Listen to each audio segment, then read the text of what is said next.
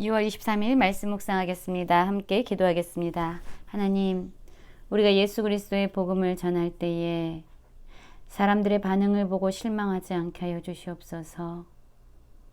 주께서 친히 일하심을 기대하게 하시고 끊임없이 복음을 전파하며 이 땅 가운데 하나님의 나라를 이루는 저희 모두가 되게 하여 주시옵소서.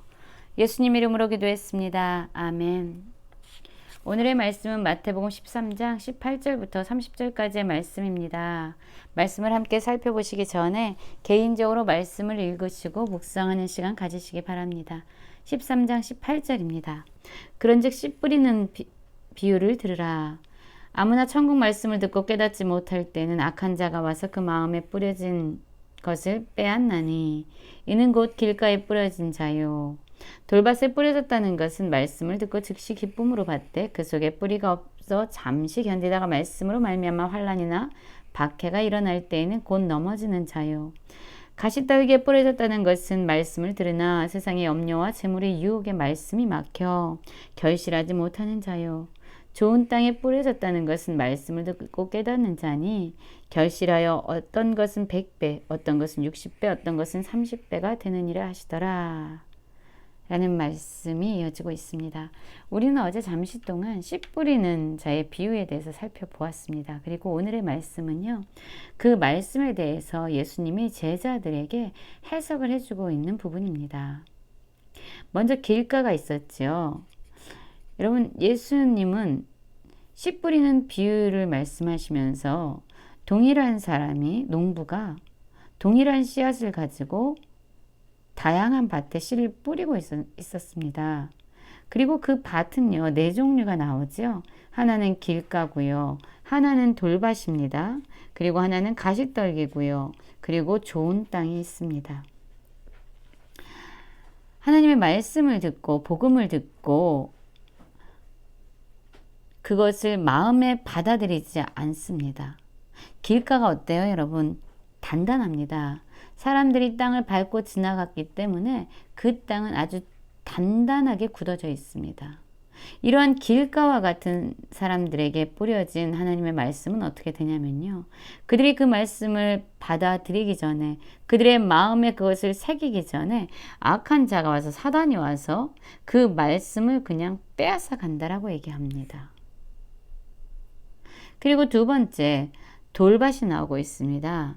돌밭은 어떤 밭입니까? 흙이 있어요. 얇게 흙이 있고요. 그 밑에 돌이 있어요. 근데 여기에 씨앗이 뿌려집니다.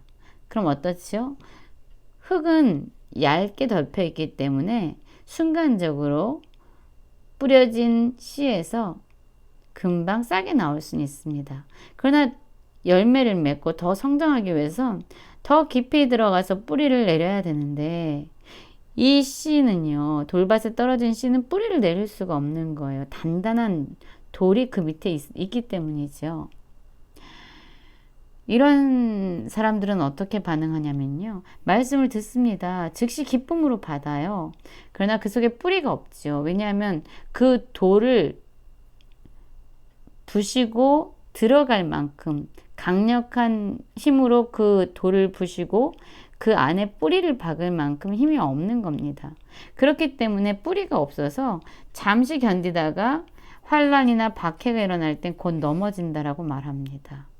여러분, 이런 사람들이 우리 주변에도 많이 있습니다. 자기 신념으로 똘똘 뭉쳐있는 사람이죠.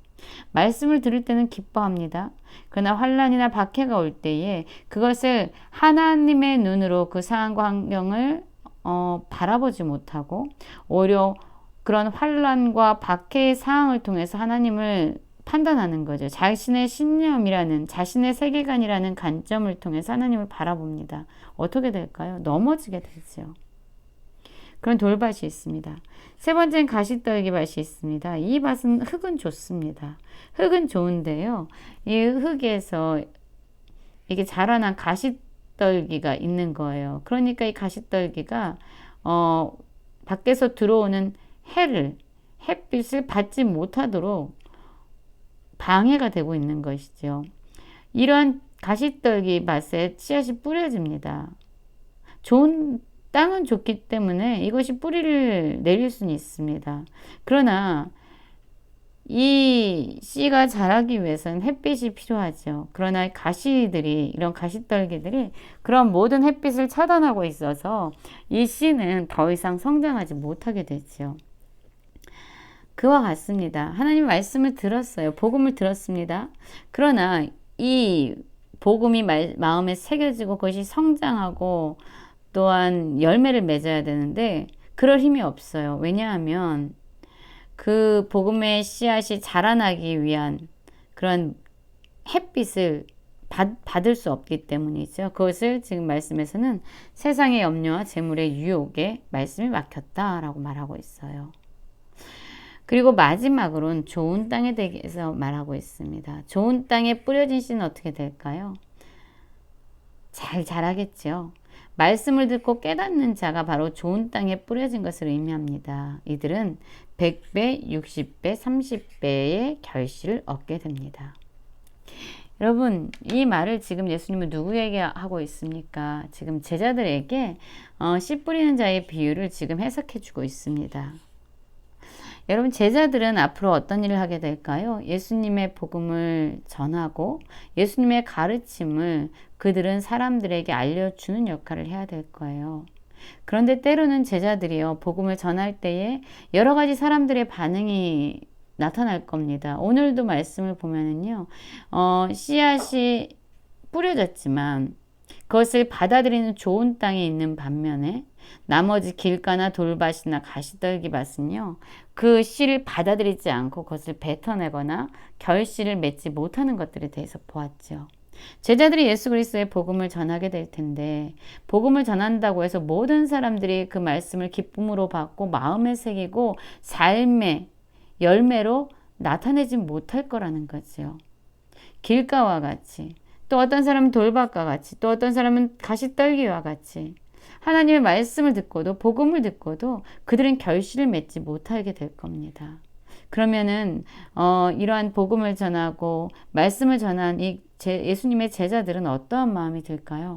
아, 이렇게 전한다고 해서 무슨 의미가 있나? 사람들은 이렇게 반응하지 않고 아무리 말씀을 전해도 그들은 말씀을 삶으로 살아내지 못하고 결실하지 못하는데 이게 무슨 의미가 있나라고 좌절할 수 있습니다. 지금 예수님은요, 그 제자들에게 말씀하고 있습니다. 좌절하지 말라고 말씀하고 있어요. 낙심하지 말라고 말씀하고 있어요. 너희들이 복음을 전하고 나의 가르침을 선포할 때에 사람들의 반응이 다양하게 나타날 것이다. 말씀을 거부하는 자들, 마음이 완악해서 그 말씀대로 살아가지 않는 자들, 그리고 말씀을 따라 사는 것처럼 보이지만 실상 많은 염려와 근심 때문에 그 말씀대로 살아가는 것을 포기하는 자들, 다양한 자들이 있을 것이다. 그러나 실망하지 말아라. 그럼에도 불구하고 좋은 땅에 뿌려진 씨처럼 많은 열매, 많은 결실을 내는 사람들이 있을 것이다 라고 지금 주님은 격려하고 있습니다. 우리도 주님의 말씀을 전하고 복음을 전할 때에 사람들의 반응을 보면 실망하게 되고 낙심하게 될 때가 있어요. 여러분, 힘을 내십시오.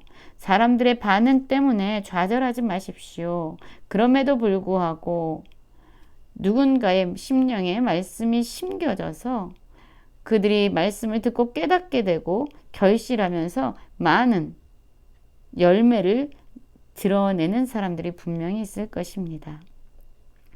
또 24절을 보면은요, 예수께서 그들 앞에 또 비유를 들어 이르시되 천국은 좋은 씨를 제밭에 뿌린 사람과 같으니 사람이 잘 때에 그 원수가 와서 곡식 가운데 가라지를 덧뿌리고 갔더니 싹이 나고 결실할 때 가라지도 보이거늘 집주인의 종들이 와서 말하되 주여 밭에 좋은 씨를 뿌리지 아니하였나이까? 그런데 가라지가 어디서 생겼나이까? 주인이 이르되 원수가 그렇게 하였구나. 종들이 말하되 그러면 우리가 가서 이것을 뽑기를 원하시나이까? 주인이 이르되 가만두라. 가라지를 뽑다가 곡식까지 뽑을까 염려하노라.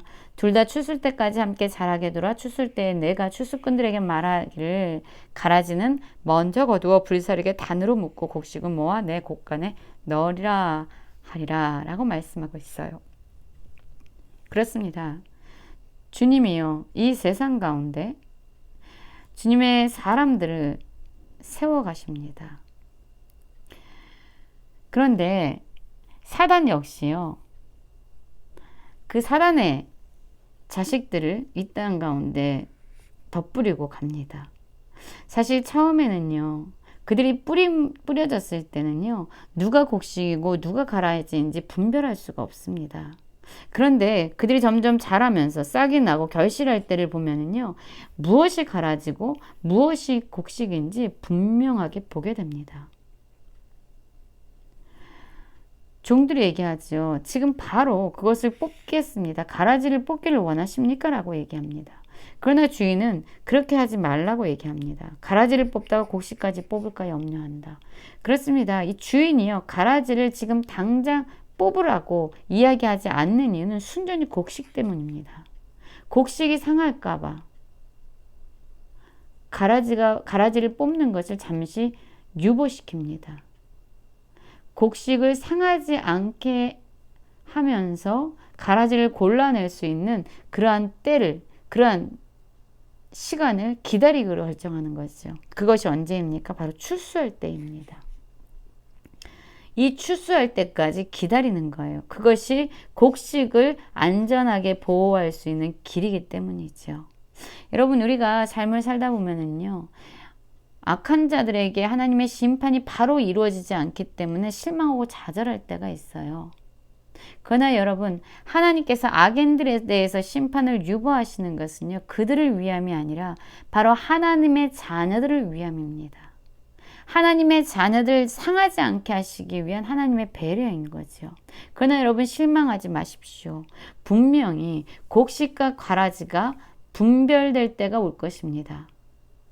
분명히 하나님께서 악한 자들, 사단의 아들들을 심판하시고 가라지를 뽑아서 그들을 불사르게 던져 넣을 때가 온다는 겁니다. 그렇습니다, 여러분. 우리는 때로 하나님의 일하심을 이해하지 못할 때가 있어요. 왜 이렇게 하나님은 악한 일들이 이 땅 가운데서 일어나도록 허용하시는가? 왜 악인을 지금 바로 벌하지 않으시는가? 라고 생각할 때가 있습니다. 여러분, 지금 악인을 바로 벌하셔야 된다면 우리 역시 하나님의 진노를 피할 수 없는 존재들이죠. 하나님이 시간을 기다리고 계십니다. 하나님의 자녀들을 좀 더 안전하게 보호하고 그들을 성장시키기 위해서 기다리고 계십니다. 그러나 여러분, 분명히 하나님의 심판의 때가 올 것이고 그때 하나님의 완전한 다스림이 이 땅 가운데 이루어지는 하나님의 나라가 임하게 될 것입니다. 완전한 하나님의 나라죠. 오늘 말씀을 함께 살펴보면서 우리는 어떤 상황에서도 실망하지 않고 우리가 복음을 전해서 사람들의 반응에 따라서 또한 지금 이러한 악한 세대를 그냥 허용하시는 하나님에 대해서 우리가 판단하거나 우리가 그거에 대해서 불만을 갖지 않기 원합니다. 그럼에도 불구하고 우리는 복음을 지속적으로 전하고 또한 하나님의 때가 하나님의 심판이 분명하게 공의롭게 이 땅 가운데 이루어질 것이라는 것을 믿으면서 오늘 우리에게 주어진 일을 잘 감당하면서 살아가는 모든 성도님들 되시길 간절히 기도합니다.